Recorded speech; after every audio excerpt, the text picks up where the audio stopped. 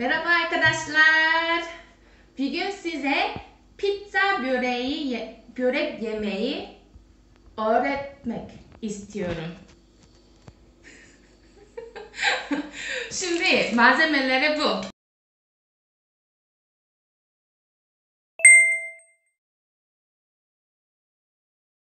Bak, en önemli yufka. Ondan sonra bu baklava yufkası. Bunu neden gerekiyor? Ben önceki videoya size anlatmıştım. Ondan sonra erimiş tereyağı, bir su bardak süt, bir su bardaktan parmak biraz eksik sıvı yağ ve çok önemli bu. Rendelenmiş kaşar. Ondan sonra domates, biber, salam, mantar. Siz ne istiyorsanız onu ekleyebilirsiniz. Şimdi başlıyoruz. Mantar. Şimdi yufka. İlk önce baklava yufkayı sereceğiz. Çünkü kıtır kıtır olsun diye. Tamam. İlk önce yufka yaklaşalım buraya. Yufka tepsiye yapışmasın diye tereyağı sürüyoruz. Hazır. Ondan sonra yufkayı dizeceğiz.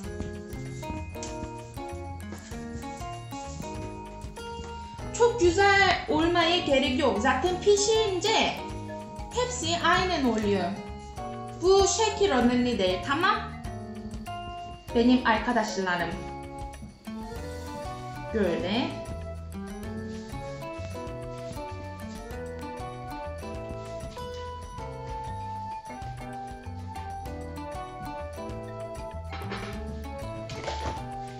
Bir kat daha biz atacağız. Ben ama bir atarken iki tane görüyor musunuz? Bir atarken ben 2 tane yapıyorum çünkü tek tek zor oluyor. Yemek kolay yapmak en güzel. Kolay yemek en güzel, kolay yapmak da en güzel. Siz yormayın mutfakta. Böyle sürüyorsunuz.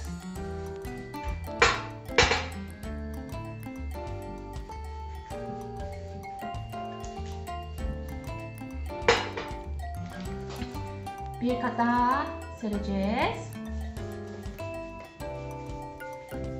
Hop.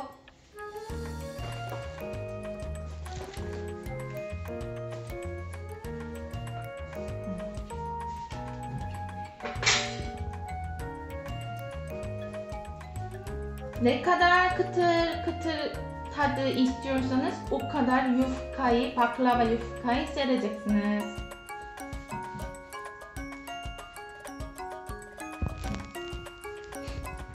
Beni de çekiyor musunuz? Evet, mısın? Beni de çek. Arada benim yüzde gelsin. Çıksın. Ondan sonra bu normal yufka. Günlük yufkayı seriyoruz. Marka önemli değil. Markette ne varsa onu alacaksınız, onu sereceksiniz. Ondan sonra burada sos var. Sıvı yağ sosu. Onu bir kaşık böyle dökeceğiz.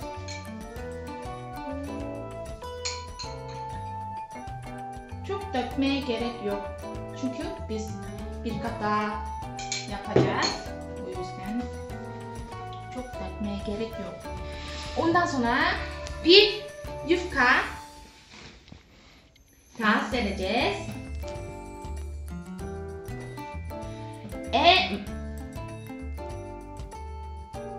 Ben şimdi 6 adet yufka aldım. 3 tane yufkayı kullanacağız. 2 tane tepsi çıkıyor. Ondan sonra bu sosunu bir daha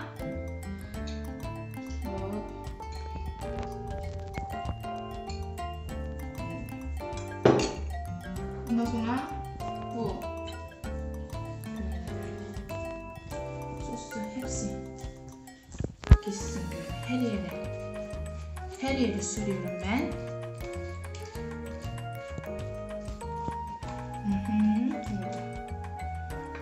Ondan sonra ben şimdi birazcık kaşarını bunun üstüne atıyorum.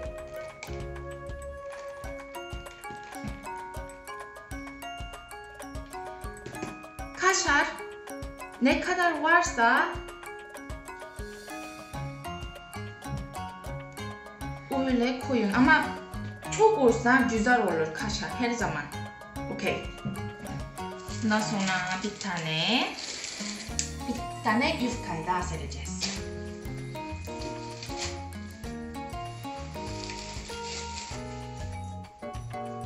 Sosu dökmeden seriyoruz. Bunun üstüne sosu dökeceğiz.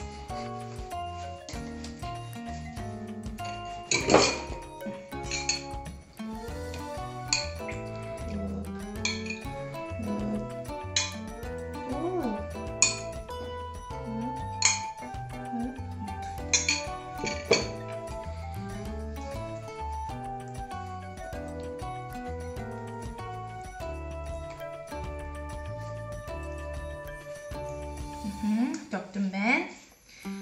Şimdi biz üstünü kapatacağız. Ne ile? Baklava yufkayla.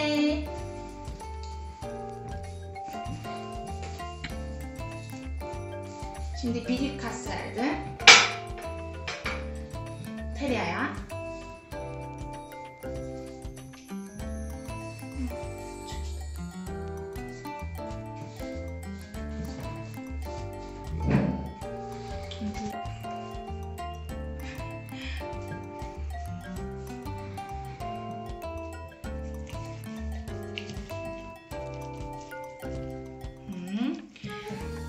Bunun üstüne bir kat daha seriyoruz.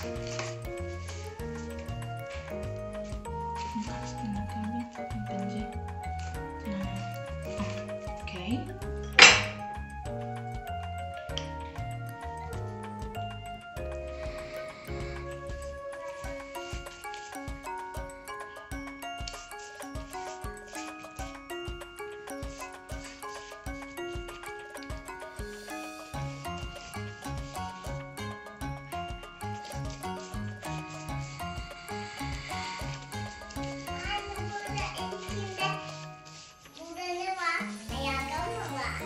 Ayakkabı aynen.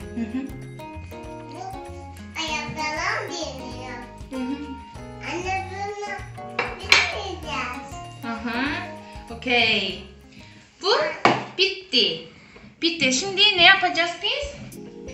Anne acıktım. Acıktı mı? Tamam vereceğim sana. Bir dakika. Ben buradan yapıyorum.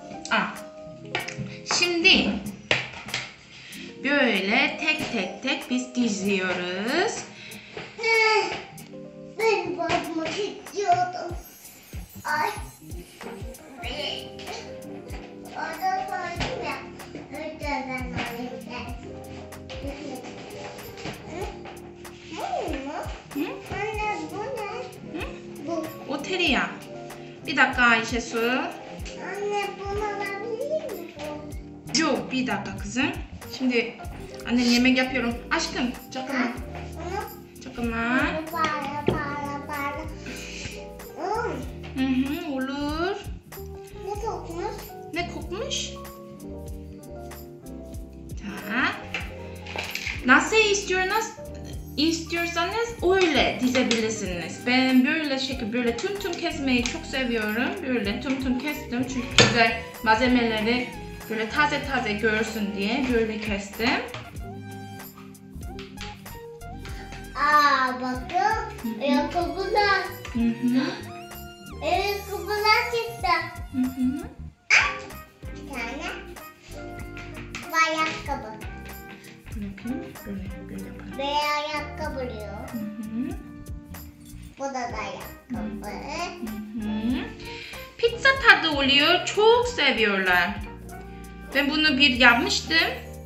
Çok seviyorlardı. O yüzden size anlatmak istedim.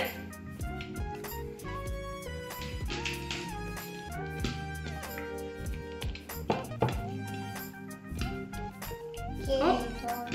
Böyle atıyorsunuz, bitti. Böyle bitti. Ondan sonra bunun üstünde yine kaşarı atacağız.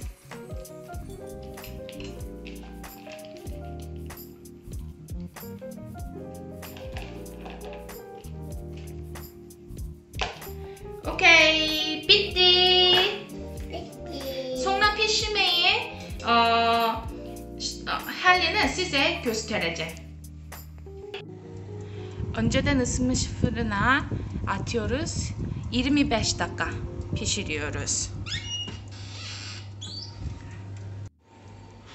Pizza böreğimiz hazır. Size afiyet olsun.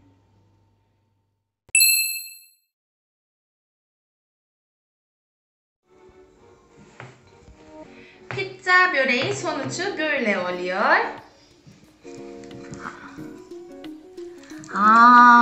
Yakın gel göstereceğim çünkü çok güzel.